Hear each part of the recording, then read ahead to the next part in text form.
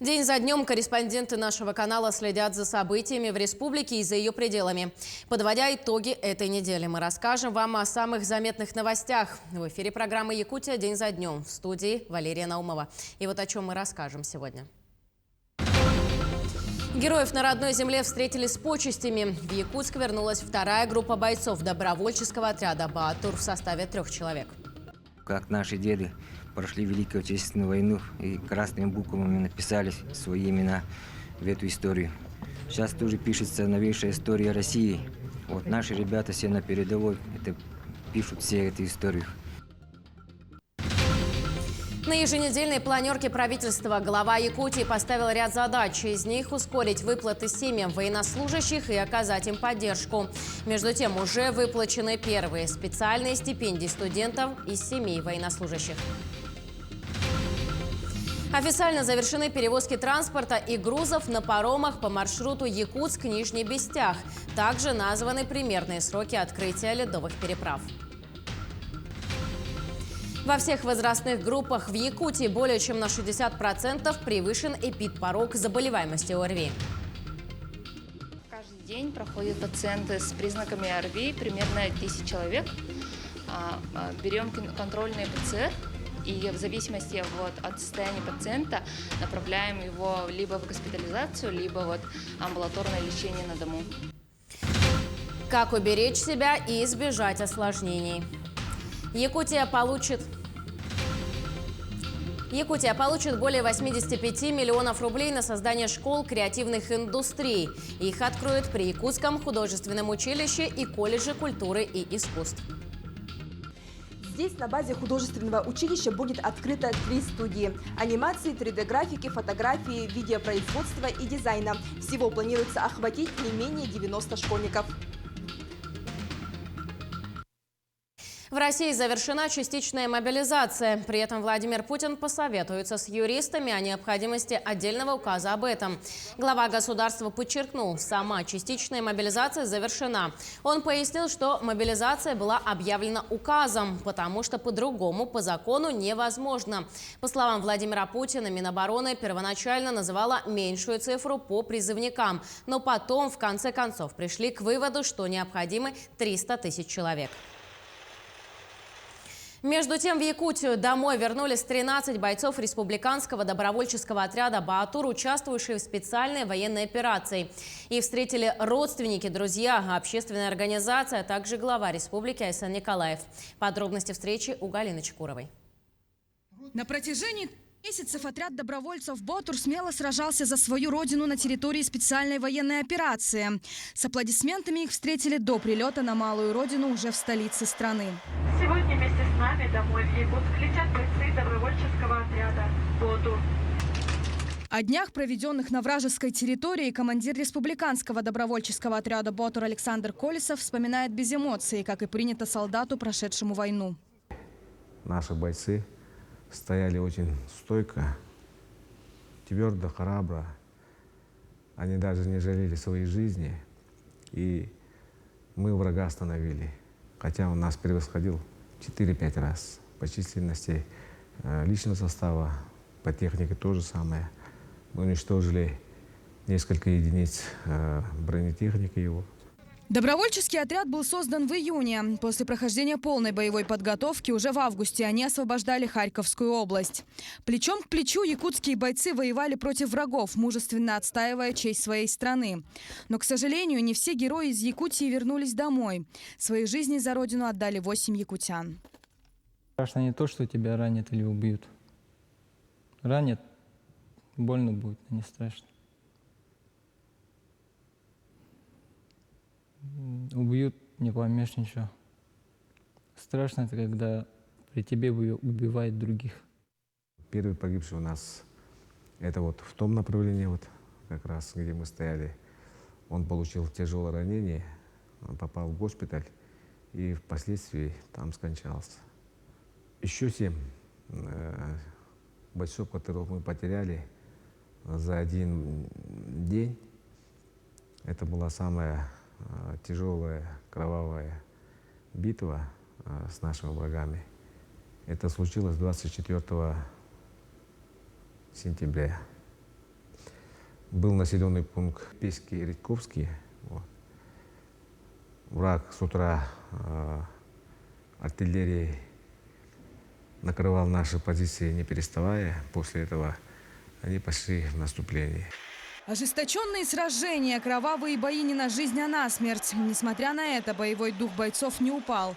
Ведь им всегда приходили посылки с малой родины. А самое главное, они чувствовали колоссальную поддержку со стороны своих земляков. Нас снабжали постоянно прицелами, тепловизорами, одеждой, амуницией, даже машины давали. Вот. Письма, посылки родных привозили. Знаете, вот такую поддержку на передовой, когда получаешь письмо, это просто очень помогает. Не хочу подобрать слово «забыться», а отвлечься можно, снять какой-то груз. И эта помощь мы чувствовали каждый день. 6 часов до встречи с родными. Пока бойцы отходили от звуков боевых снарядов, их уже с нетерпением ждали дома, в Якутске. Одной из них стала Ольга Делеграсова, которая проводила своего брата на специальную военную операцию в июле. Чувство волнения, конечно. Очень ждали его, волновались, переживали. Так очень гордимся братом. Гордость за родного человека испытывала и Антонина Корнилова, отправившая на фронт своего любимого племянника. Ну, мы гордимся своим племянником и радуемся, что он приедет живой, невредимый, чувством исполненного долга.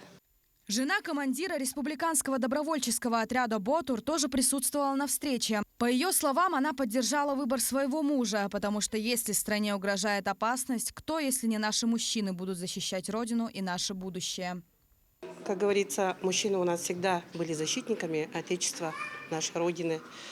А если Родине угрожает опасность, то как же, если не мы? Родину надо было защищать, Родину надо защищать. Ну, конечно, была тревога, беспокоилась, но все же молилась и верила. Ну и дождалась, как говорится, живого, здорового мужа, супруга. Как только якутские бойцы приземлились на родину, их встретили национальными оладьями и теплыми объятиями.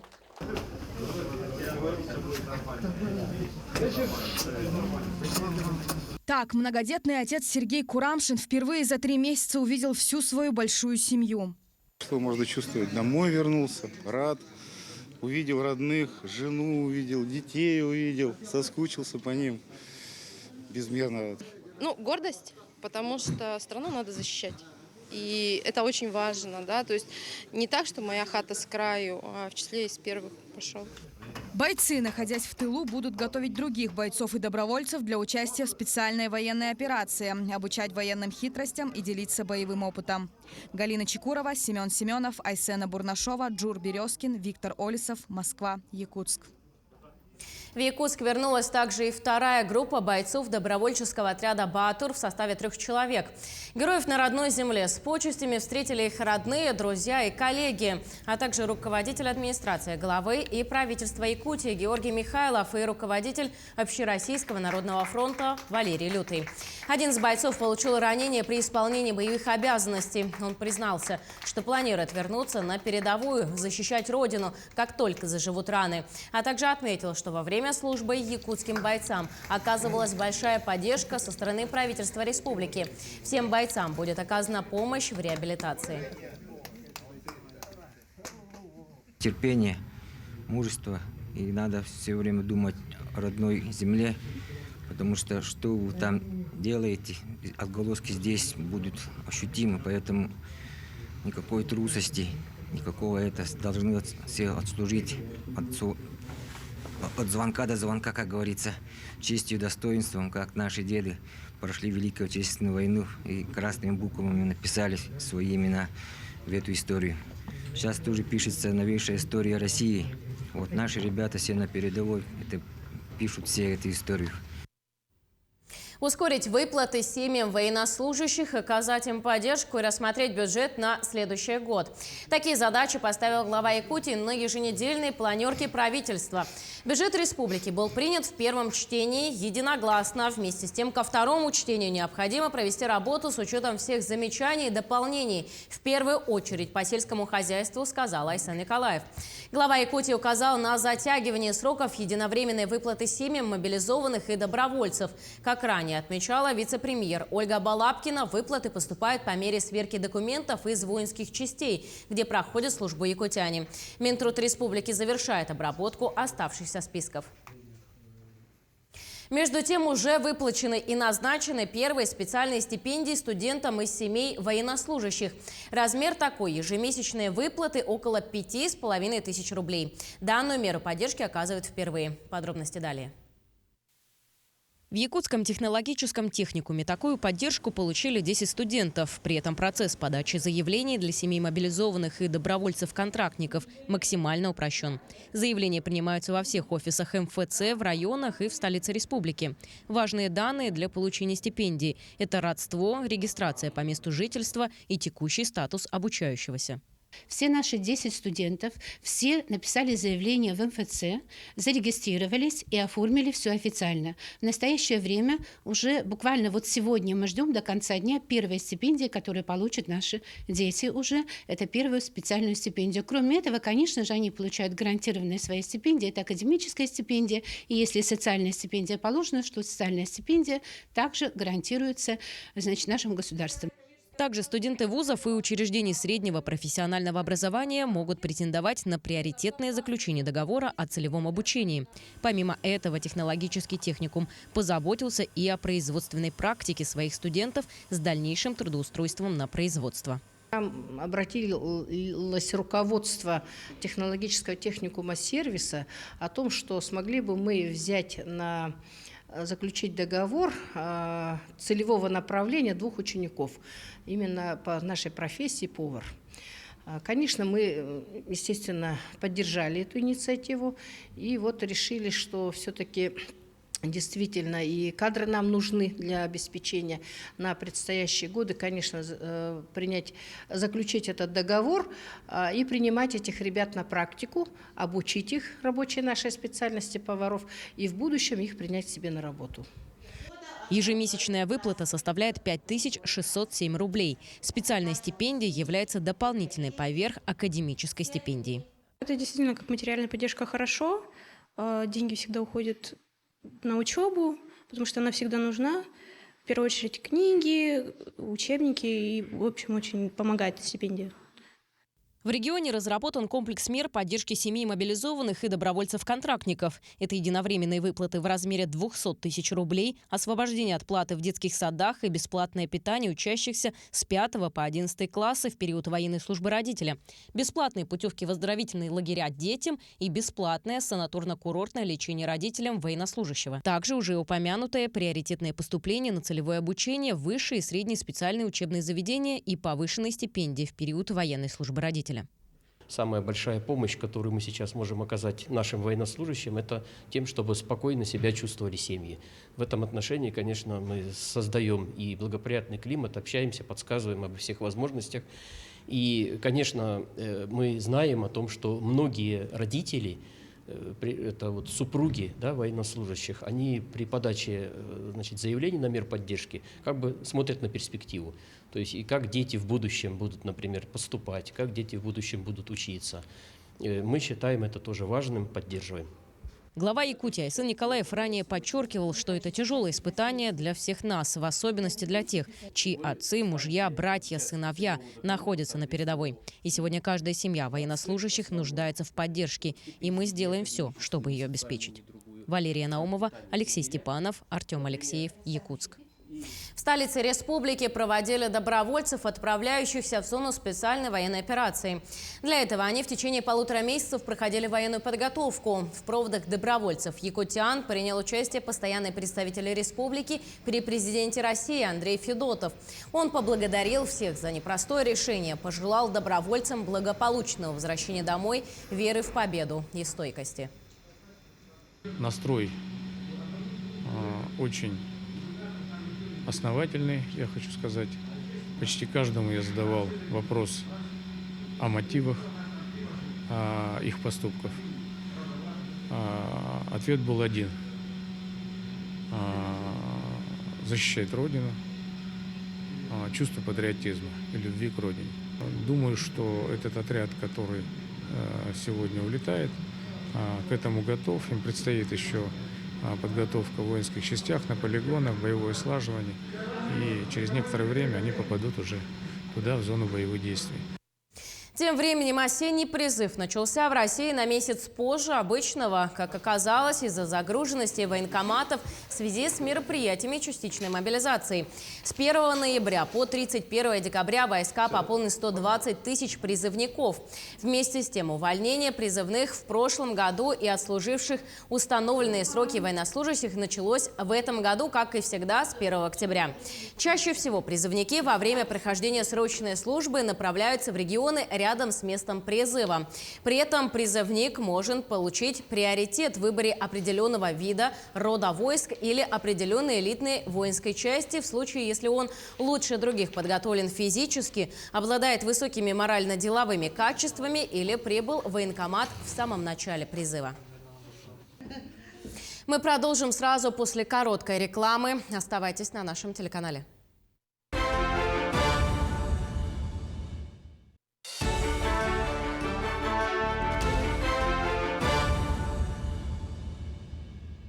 Мы продолжаем нашу программу. Правительством республики внесены изменения в прогноз экономического развития на ближайшие годы. Корректировки касаются прогноза среднегодового курса доллара, индекса промышленного производства, инвестиций в основной капитал, объема строительных работ, прибыли рентабельных предприятий и фонда оплаты труда. Обратили внимание и на увеличение заработной платы работников бюджетной сферы. Особую роль в доработке документа сыграли показатели промышленных предприятий, в частности, компании «Алроса», которая не так давно была исключена из санкционного списка.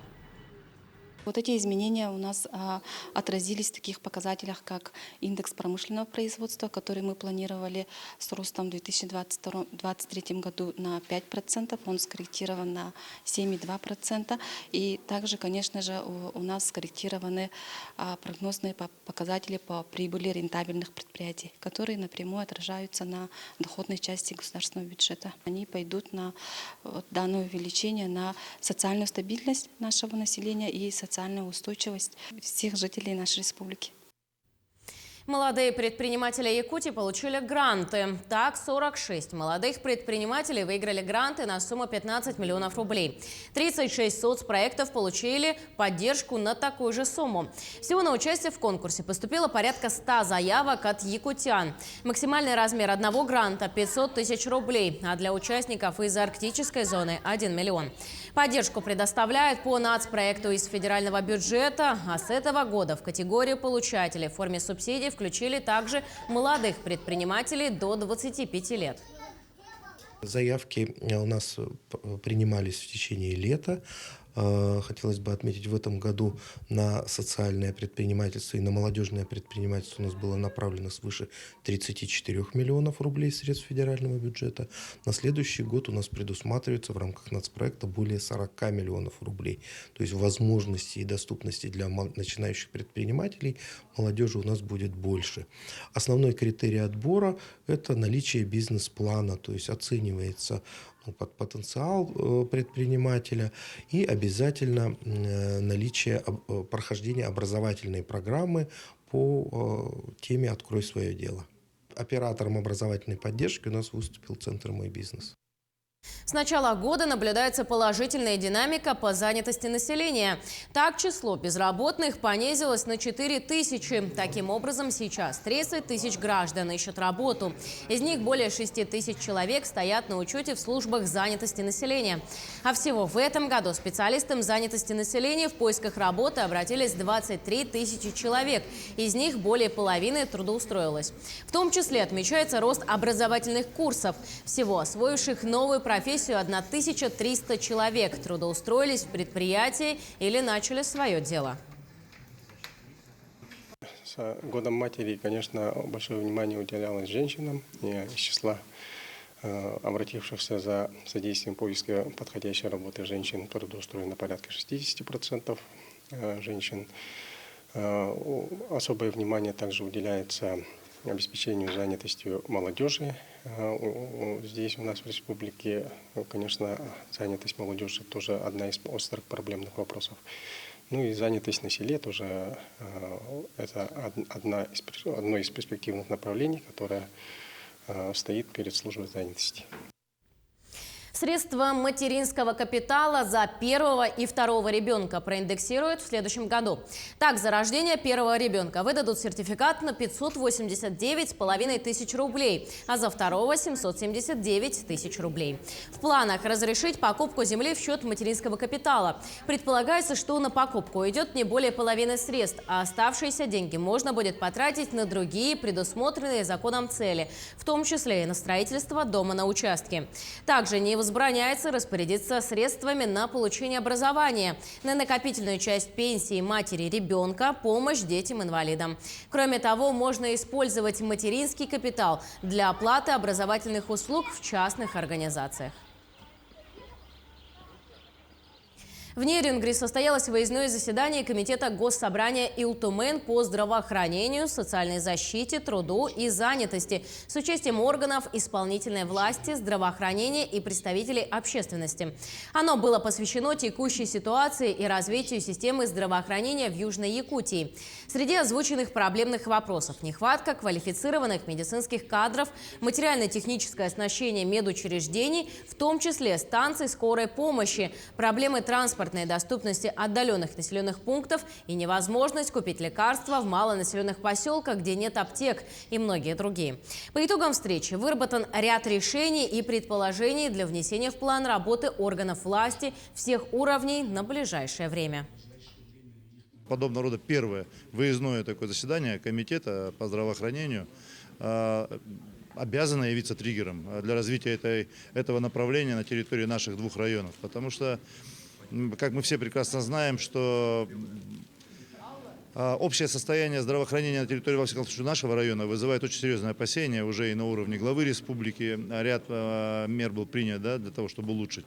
И в рамках уже подписанного указа главы республики о развитии нашего района все эти меры прописаны. Но остаются еще такие моменты, которые требуют постоянной работы для того, чтобы здравоохранение функционировало как положено во благо населения Южной Якутии. Якутия получит дополнительно 1 миллиард рублей на повышение зарплат медицинского персонала и врачей. По прогнозу Министерства экономического развития в течение года среднемесячная зарплата в России увеличится более чем на 11,5%. Чтобы у медицинских работников она росла такими же темпами и соответствовала уровню, который определен президентом, правительство дополнительно направит регионам почти 59 миллиардов рублей.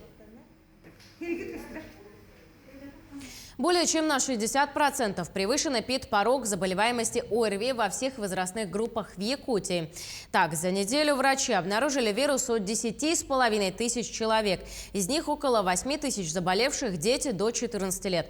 Как избежать осложнений и уберечь себя от гриппа и ОРВИ, расскажет Светлана Амосова. Заболеваемость острыми респираторными вирусными инфекциями в Якутии уже несколько недель держится на высоком уровне. Наибольшее количество выявлено в столице региона. Каждый день проходят пациенты с признаками ОРВИ, примерно 10 человек. Берем контрольные ПЦР и в зависимости от состояния пациента направляем его либо в госпитализацию, либо в амбулаторное лечение на дому. Легче всего заболеванию подвержены люди с низким иммунитетом. В первую очередь это пожилые граждане. Также взрослые с хроническими заболеваниями бронхолегочной и сердечно-сосудистой системы, с сахарным диабетом. Случаев гриппа мы пока в республике не регистрируем. Заболеваемость вирусными инфекциями вызвана вирусами негриппозной этиологии. Это парагрипп, аденогрипп, РС-вирусная инфекция и метапневмовирус. И пока нет гриппа, пока в республику не завезли из центральных регионов, где уже регистрируются первые случаи гриппа. Это Москва, Санкт-Петербург, Владимир, вот крупные города. Чтобы не заразиться и уберечь себя от тяжелых последствий гриппа, врачи советуют привиться. Как отмечают специалисты, сейчас самое удобное время для вакцинации – осенний сезон. На сегодняшний день охвачено 32% населения республики. Это более 318 тысяч человек. В целом план выполнен на 55%. Среди детей на 60%, а среди взрослых на 52%. Перед прививкой в поликлинике врач измеряет температуру и определяет общее состояние пациента. В медицинский центр Якутска ежедневно приходят ставить вакцину от 20 до 30 человек. Иммунитет появляется у всех, у каждого человека индивидуально, по-разному. Побочных эффектов у нас не наблюдалось. Ну, возможно, конечно, да, слабость, головокружение, головные боли могут быть, возможно. Но это бывает очень редко. После вакцинации обычно люди должны находиться под наблюдением полчаса. Они ожидают в коридоре.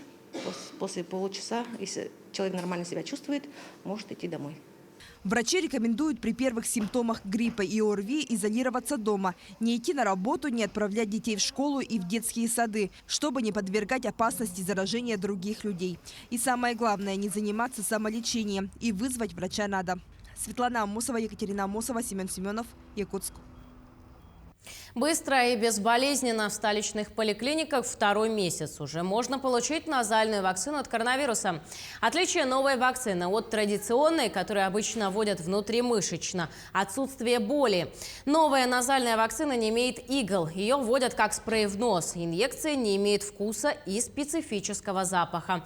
Она подойдет тем, кто боится получать уколы. Сегодня назальная вакцина доступна практически во всех столичных поликлиниках, но перед походом в медучреждение лучше уточнить по телефону в медучреждении. Интерназальная вакцинация создает иммунитет как гуморальный, повышение иммуноглобулина А в секретах слизистой носа, дыхательных путей и повышение иммуноглобулина А и также иммуноглобулина G и клеточный иммунитет для борьбы с новой коронавирусной инфекцией. Повышает иммунитет и усиливает иммунитет.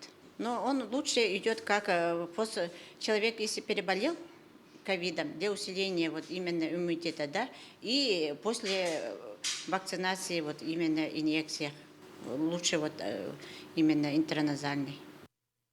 Мы продолжим сразу после небольшой рекламы. Оставайтесь на нашем канале.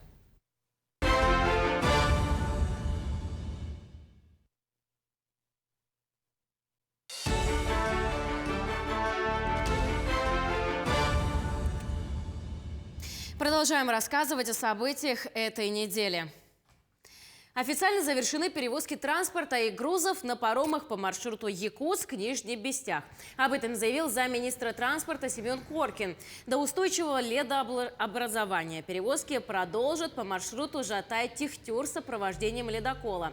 Также пассажиров перевозят в суда на воздушные подушки «Хивусы» с 7 утра до 20 часов вечера. Также во время ледостава перевозчики будут работать с пересадкой на аэроботах. 3 ноября закрыта паромная переправа Якутск-Нижний Бестях. И последние суда, теплоходы уже на зимний остой в речной порт уже в пути находятся, сделав последние рейсы. Завтра мы уже возобновляем, можно сказать, переправу сопровождения ледокола. Это по маршруту Жатай-Тихтюр. У нас маршрут и так далее, причальные сооружения, подъездные пути на сегодняшний день ЛОРПом проведены работы по подготовке. Тем временем названы примерные сроки открытия ледовых переправ.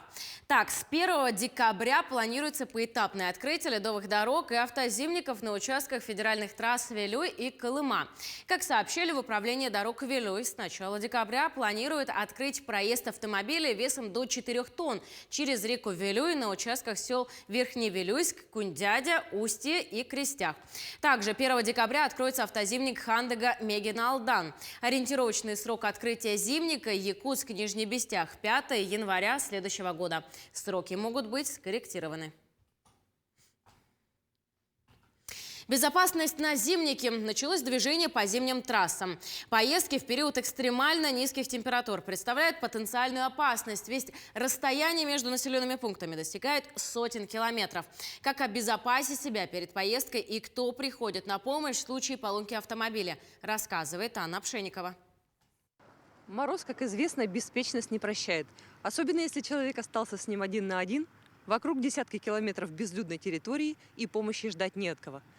Именно в такой ситуации оказываются водители, оставшиеся со сломанной машиной в тайге или на трассе.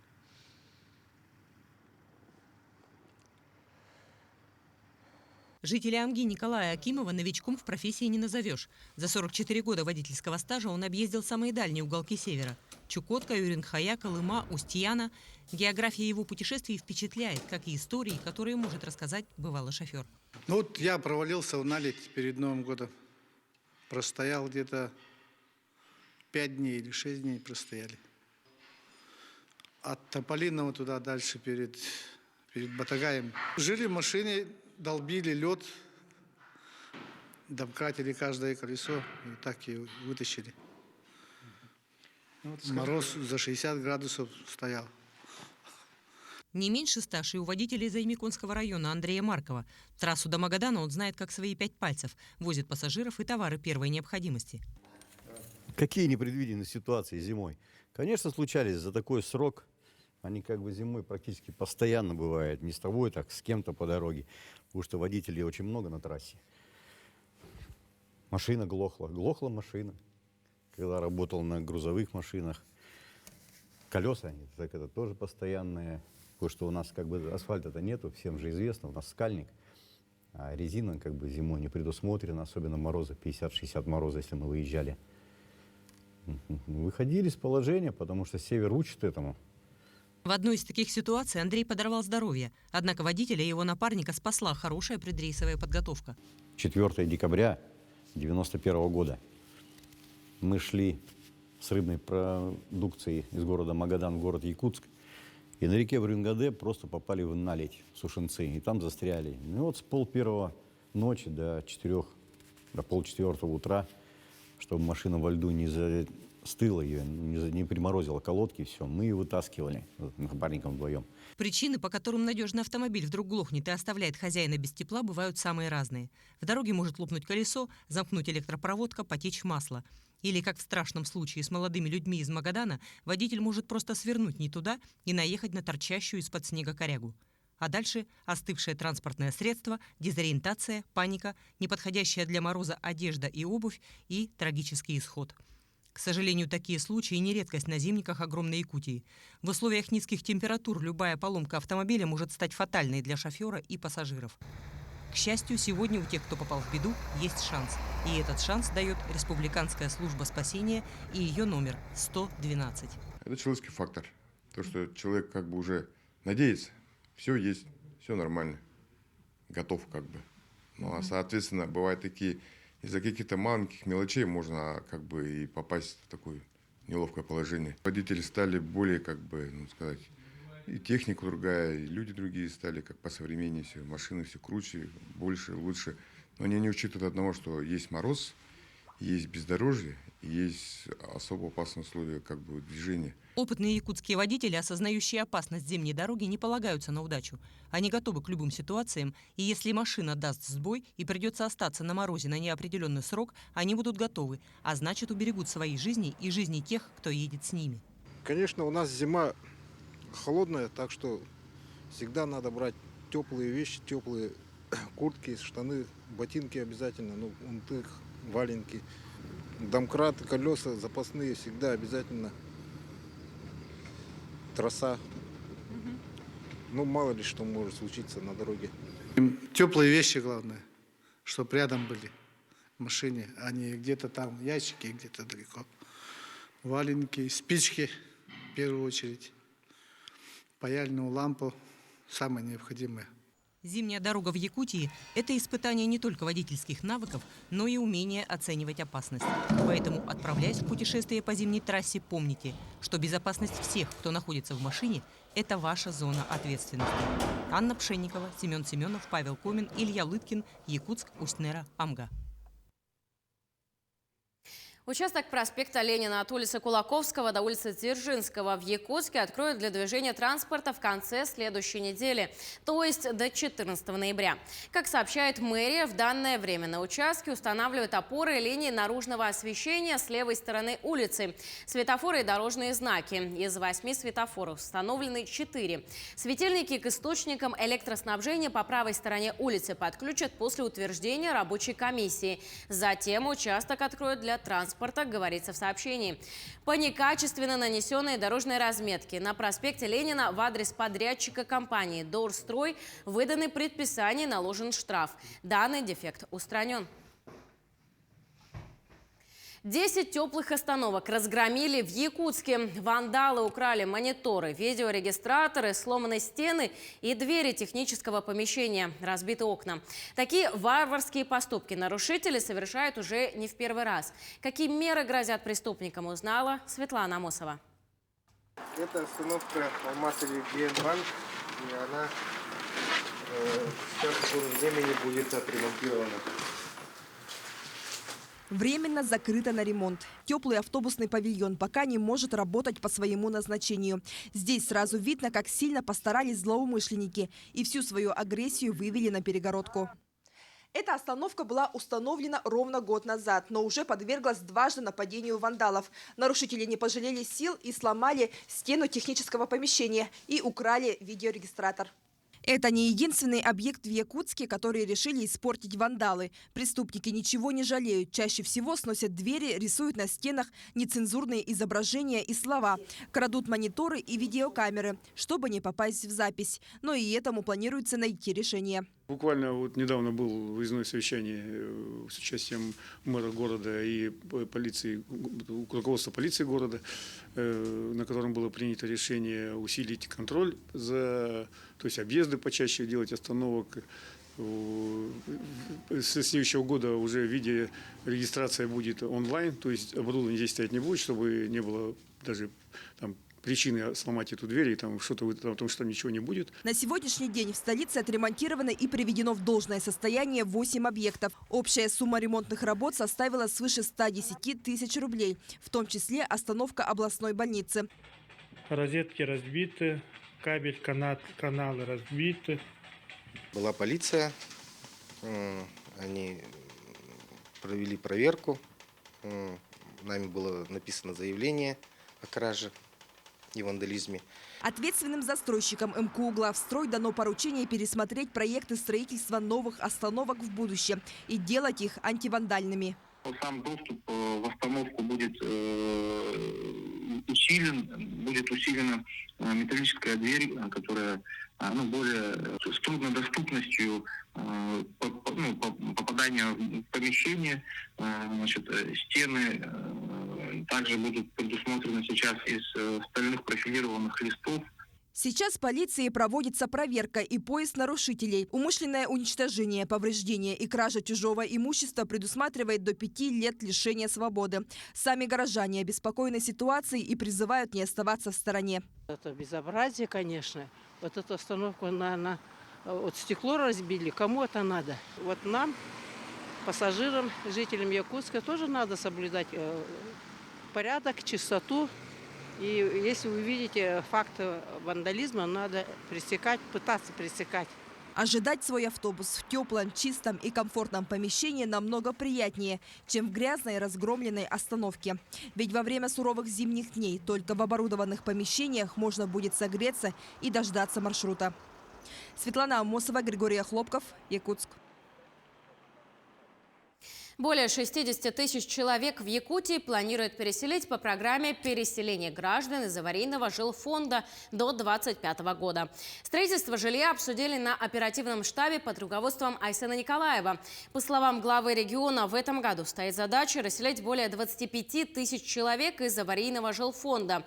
На сегодняшний день расселены чуть более 20 тысяч человек. Также в республике реализуют программу по благоустройству общественных территорий. В рамках проекта формирования комфортной городской среды в этом году в Якутии благоустроит 49 объектов, в том числе 14 общественных территорий.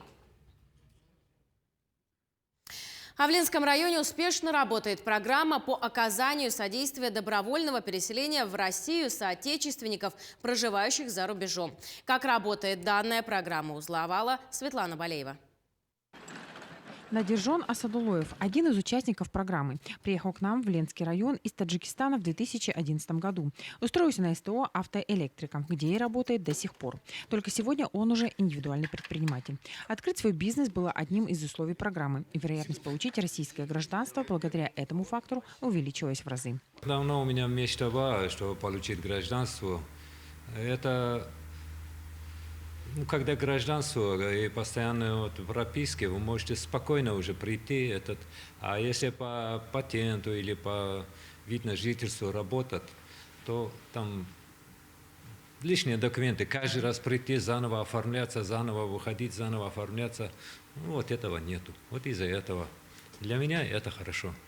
Гражданином Российской Федерации Надиржон стал месяц назад. Очень рад. Теперь у него больше не будет проблем с регистрацией. Мужчина планирует остаться в Ленске насовсем. Сегодня он один из лучших автоэлектриков в городе. К нему запись за несколько недель вперед. Помимо Надиржона Асадулоева, еще 91 человек стал участником программы с момента ее реализации. Многие из них еще и получили материальную поддержку от Центра занятости населения.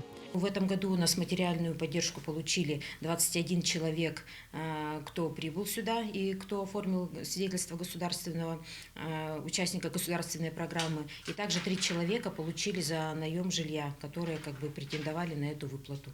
Участниками программы могут стать иностранные граждане, проживающие на территории ближнего зарубежья, желающие вернуться в Россию, а также проживающие в нашей стране по разрешению на временное проживание и по виду на жительство. И преобладает большинство, конечно, граждан Республики Таджикистан. Для того, чтобы подать документы, он должен быть квалифицированным специалистом. И данная категория специальности должна котироваться у нас в Ленском районе. Мы должны нуждаться в этих специальностях. Для того, чтобы стать участником программы, нужно собрать определенный перечень документов, обязательно иметь профессиональное образование, в приоритете технические специальности, инженеры, специалисты с высокой квалификацией. Опыт работы тоже необходим. Рассмотрение проходит в течение нескольких месяцев. Программа направлена на улучшение демографической ситуации, увеличение миграционного потока, повышение числа квалифицированных кадров и сокращение их дефицита. Светлана Болеева, Александр Личук, Ленск. Далее мы прервемся на небольшую рекламу. Не переключайтесь.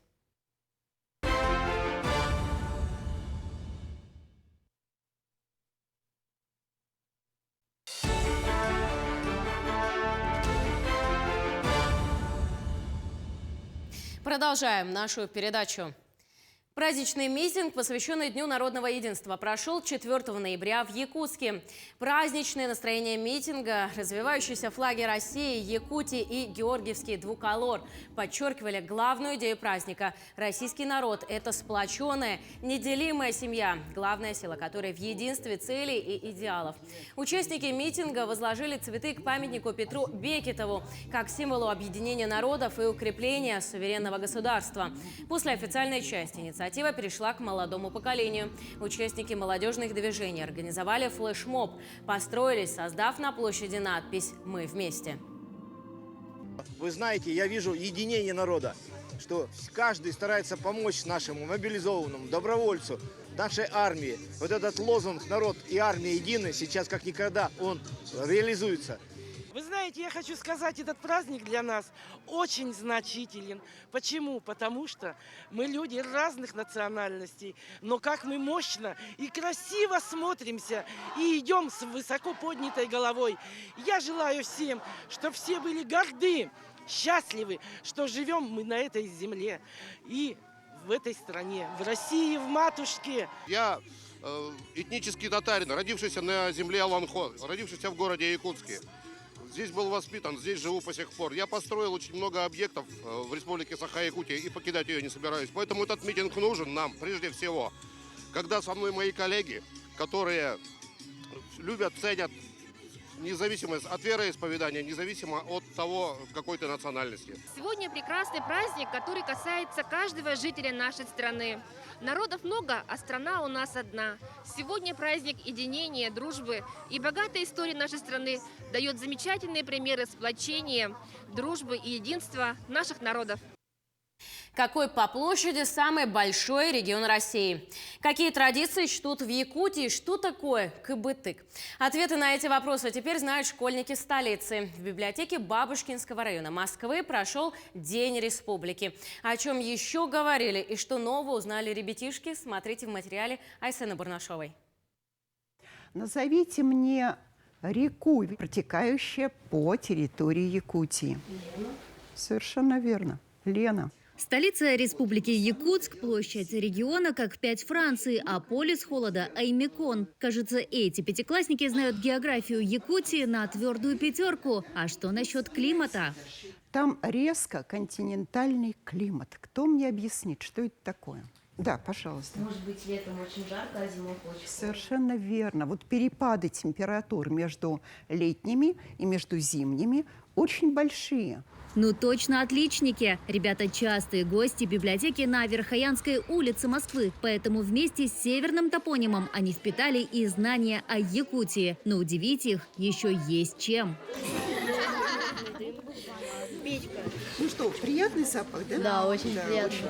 Это обряд алгыз. Дымокуром очищают пространство, а конским волосом, берестой и ветками можжевельника задабривают духов, просят благословления. В этот сакральный момент школьники загадали и свои желания. И пока он горит, мы должны все думать только о хорошем. Ребята узнают о нашей бескрайней родине. И, конечно же, очень рады, что это сотрудничество состоялось в преддверии праздника народного единства. Дружба народов проходит красной нитью по всему празднику. Это день сплочения и единения. Кстати, в библиотеке взяли в руки и настоящую нитку с иголкой, чтобы вместе собрать лоскутный ковер дружбы в стиле якутского кыбытык. Кому не досталось одного цвета, да, то есть разного цвета, или же по размеру разные, мы можем тут сразу же подогнать. Вот. Дни Якутии в библиотеке на Верхоянской улице стали доброй традицией. В предыдущие годы здесь играли на хомусе, проводили масс-рестлинг, показывали фильмы. В 23-м году школьники также надеются почерпнуть новое. Такие связи должны развиваться, и мы очень рады, что это происходит на земле Бабушкинского района. Спасибо вам большое за сегодняшнюю встречу. Айсена Бурнашова, Виктор Олесов, Москва. Арктический государственный институт культуры и искусств вошел в федеральную программу «Приоритет-2030 Дальний Восток». Он стал единственным из вузов Якутии получателем гранта. В этом году институт получит господдержку в размере около 72 миллионов рублей. Институт планирует повысить качество жизни в арктических регионах России благодаря развитию творческой самореализации жителей. Средства пойдут на поддержку преподавателей и студентов, развитие академической мобильности, обновление материально-технической базы, в том числе приобретение нового учебно-лабораторного оборудования. Результат будет направлен на то, чтобы мы, во-первых, взращивали крето-класс 21 века, как творческих людей, творческо мыслящих людей, которые будут создавать новую культурную среду и, во-вторых, конечно же, создавать созидательную, добрую, мощную, хорошую, комфортную среду для жизни на нашей очень интересной, но суровой по климатическим условиям территории в Якутии и на регионах Дальнего Востока. Также Якутия получит более 85 миллионов рублей на создание школ креативных индустрий. Их откроют при Якутском художественном училище и колледже культуры и искусств. Чему планируют учить школьников в школах креативных индустрий, знает Светлана Мусова.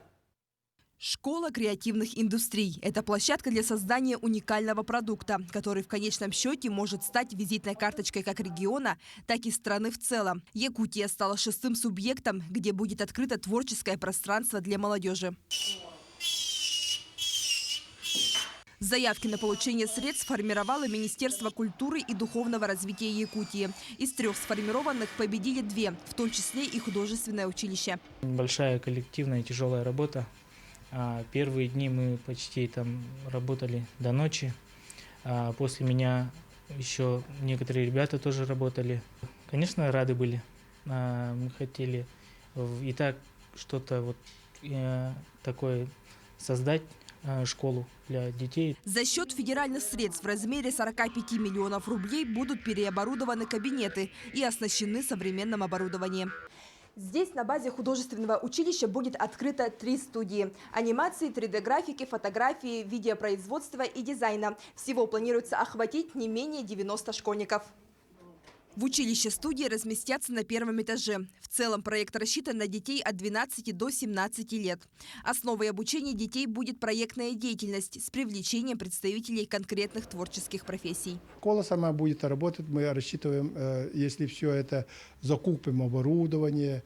Сумма очень большая, ответственная. Мы должны 30 компьютеров, 30 ребят купить, и это сеть, серверы купить, и это все в российскую систему войти. Мы будем вообще другими школами уже контактировать, и онлайн, обмен опытом и так далее. Вот очень интересно будет учиться, да. Отбор будет проходить на конкурсной основе. Традиционные вступительные экзамены художественные училища планируют организовать в июне следующего года и с сентября начать обучение. Светлана Амосова, Павел Пахомов, Якутск. Обновленную мастерскую для изучения информационных технологий презентовали в Амгинском лицее. В мастерской ребята смогут углубленно обучаться 3D-технологиям, лазерной резки и гравировки. На сегодня в мастерской 8 современных компьютеров, 3 3D-принтера и лазерный станок. Главная цель обновленной мастерской – развитие учащихся в сфере информационных технологий. Ну, цель такой мастерской, переоборудованной новой мастерской, обучить детей не только там цифровым технологиям, но и в школе вести школьный инкубатор. Потому что одно дело вот, обучать на уроке, проходить теорию, да, другое дело это когда ребенок сам своими руками создает что-то новое для себя или других. Поэтому вот дальнейшей целью, чтобы в школе у нас был еще бизнес-инкубатор, мы вот переоборудовали нашу мастерскую, сделали ее открытие. Команда Якутии привезла 3 медали с национального чемпионата Обилимпикс. 1 золотую, 1 серебряную, 1 бронзовую награды. Мероприятие проектно-президентской платформы «Россия. Страна возможностей» и реализуется в рамках национального проекта образования. В этом году он проходил под девизом «Вместе сильнее». Победители чемпионата по 40 основным компетенциям получат именные денежные сертификаты. Их можно реализовать на приобретение технических средств реабилитации или оплату дополнительного образования. Я прошла отборочные 22 сентября и вошла в финал. 26 октября мы полетели в Москву, и на национальном финале я заняла 1-е место. Чтобы занять 1-е место, надо усердно готовиться. Без подготовки у вас ничто не получится. И Обилимпикс мне дает уверенность в себе, новые знакомства с другими участниками. Якутская легкоатлетка Сардана Трофимова пробежала франкфуртский марафон в Германии. Она финишировала с результатом 2 часа 28 минут 50 секунд, заняв 6-е место среди участниц. Напомню, что уроженка Якутии с этого года начала выступать за Кыргызстан. Франкфуртский марафон, прошедший 30 октября, стал для Сарданы Трофимовой первым международным стартом после чемпионата мира 2019 года. Тогда Сардана участвовала в нейтральном статусе. А в Якутске провели фестиваль шашек. Соревнования прошли впервые после 2-годового перерыва и собрали более 300 спортсменов со всей республики. Участие в фестивале приняли в том числе и дети. Так, по словам представителей Федерации шашечного спорта, республика продолжает развивать игру и воспитывать гроссмейстеров. Победители фестиваля получат путевки уже на республиканские соревнования, которые пройдут в декабре этого года. Все играют вместе, дети, взрослые и ветераны. И результат отдельно среди детей, среди мужчин, женщин и ветеранов. Но сегодня проходит соревнования по стоклеточным шашкам. Больше 80 участников. Достаточно сильный состав. Есть гроссмейстера, чемпионы России, Европы. И дети тоже, среди детей тоже подобрался сильный состав. Участвуют ведущие шашисты республики. Именно такой была прошедшая неделя. Наши корреспонденты продолжают следить за развитием событий. Вы смотрели программу «Якутия. День за днем». Для вас в студии работала Валерия Наумова. Я с вами прощаюсь. Всего доброго и до новых встреч в эфире.